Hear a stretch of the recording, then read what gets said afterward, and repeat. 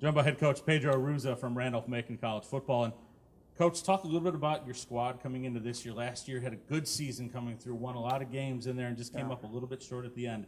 Talk a little bit about what you see from the momentum from that year coming to this year.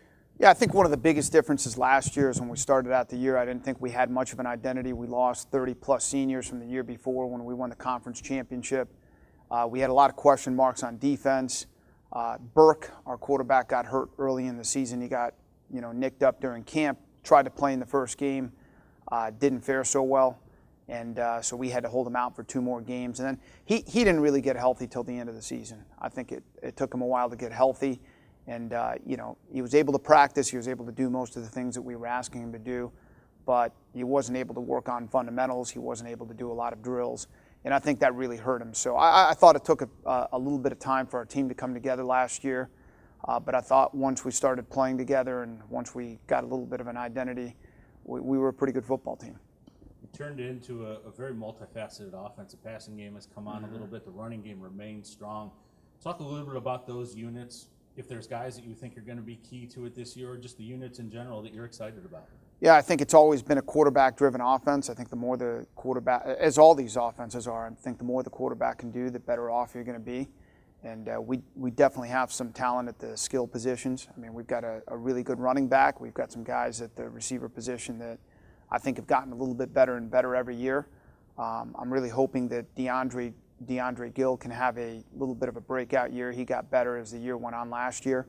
And he's a big, tall receiver that can run a little bit that we can put on the outside.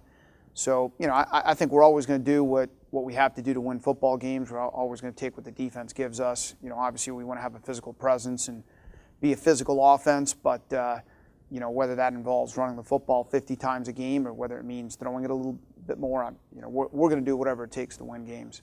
One of the staples of Randolph-Macon football, at least in my time, which covers 12 years now, has been defense. And defense has always been strong under your teams. Is that the case you see for this season? Talk a little bit about that unit. Yeah, I think you achieve what you emphasize, and that's something that we always put a big emphasis on. It's something that we try to gear our squad around, whether it's the way we practice in preseason and the kinds of plays that we run on offense. We do it to prepare our defense for the ODAC schedule.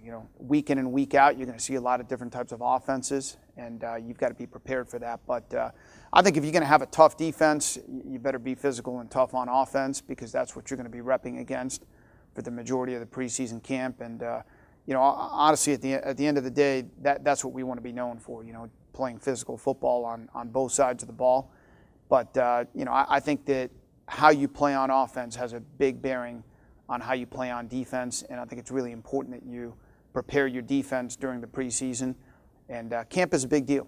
I know there's a lot of speculation right now about who's going to have a really good team this year and how many guys we have back and how many guys other teams have back. But in Division III, where you can't use pads in the spring, football camp is crucial. And right now, all I'm thinking about and all I'm focused on is trying to have the best football camp that we can have.